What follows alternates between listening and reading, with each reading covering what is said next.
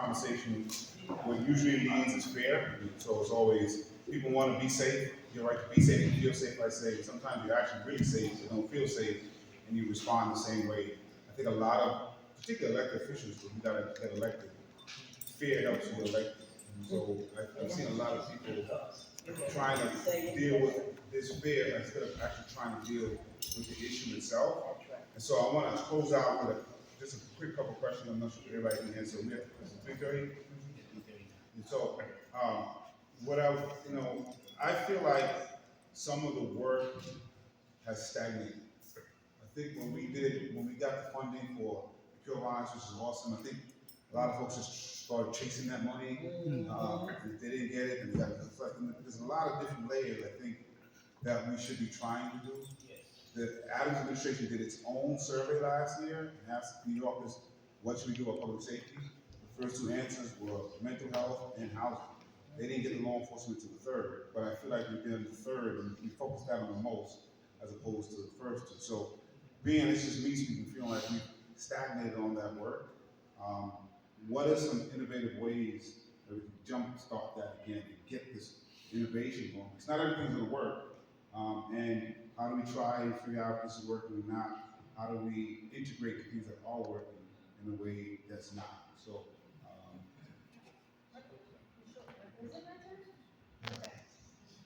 Thank you for that. First of all, I actually just wanted to extend an invitation. I would love for you to come talk to our young people in our school program.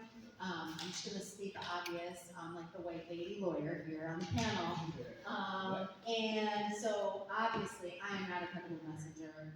One of the reasons that I do this work though is because I am so focused on the impact of our school program that I do not teach, but that I do go into the schools with our staff.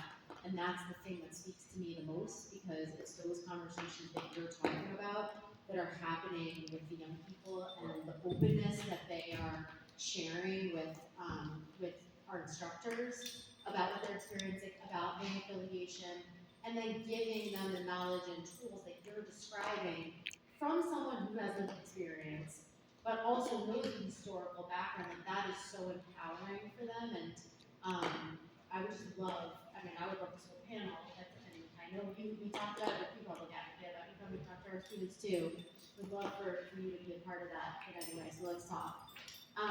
In terms of integrating, I always, I know that people find it overwhelming that we need to address housing, we need to address gun regulation, we need to address mental health.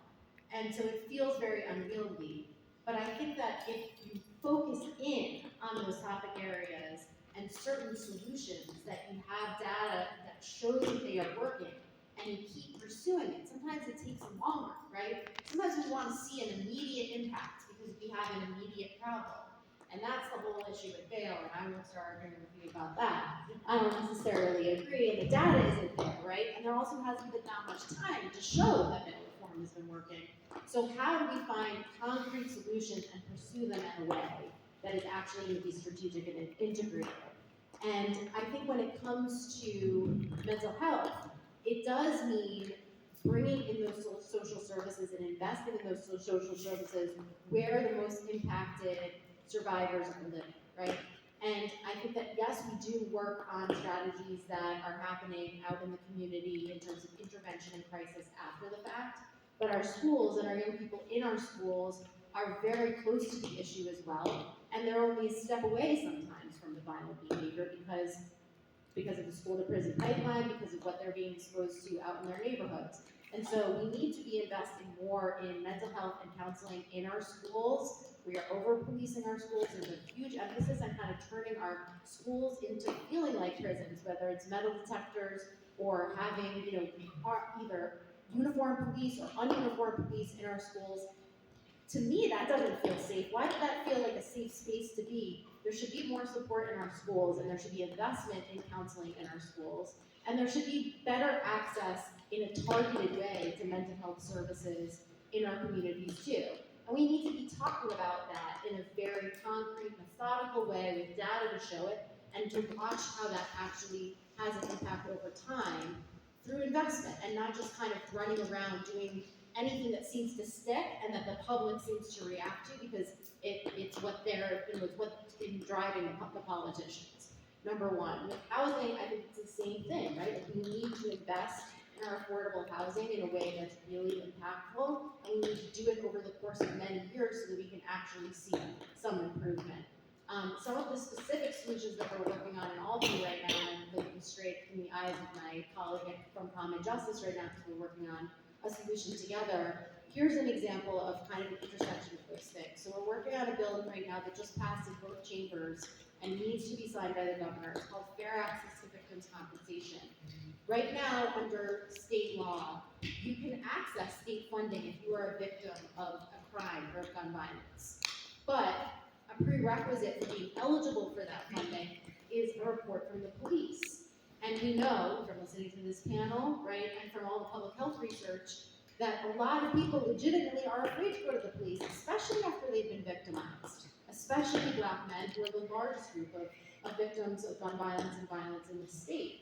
And so we need alternatives, and we just passed this bill in in both chambers, made it signed by the governor, that will allow as an alternative an individual to go to a victim service provider, like say Verizon or another qualifying contract victim service provider, to write up that application, to give that narrative, to show that this happened, and to qualify for that money. Why is that money important? It's important for two reasons. One, it's compensation, right? It's justice, it's a remedy for lost wages, for mental health resources, right?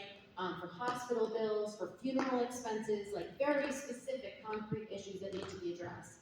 But also because when those things do go unaddressed, when people are, impoverished because they can't even pay for funeral expenses and they have to go on GoFundMe and to ask for help from the community, they're more likely to engage in crimes of poverty.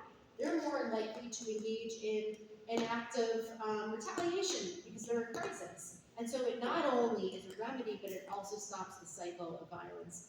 And we need to be investing in those types of specific types of solutions in an integrated way so that we can see change over time. It's not going to be something we're going to be able to change overnight. And I think that any politician that promises that is not someone you can trust, right? They're not going to be able to show that over the course of 4 years, I promise you.